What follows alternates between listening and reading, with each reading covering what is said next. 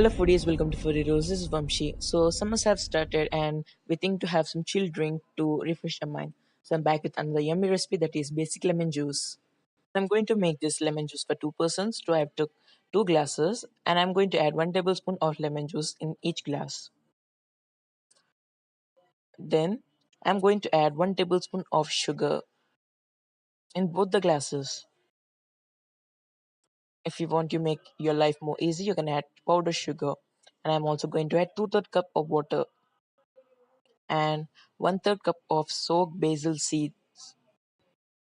So these basil seeds are nothing but sabja seeds. If sabja seeds are not available, you can also skip it with normal water.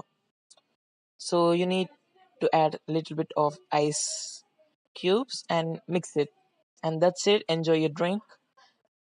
If you like my video, like the video. Don't forget to subscribe my channel Foodie Rules. If you want to check out more recipes like this, click over here. Thank you.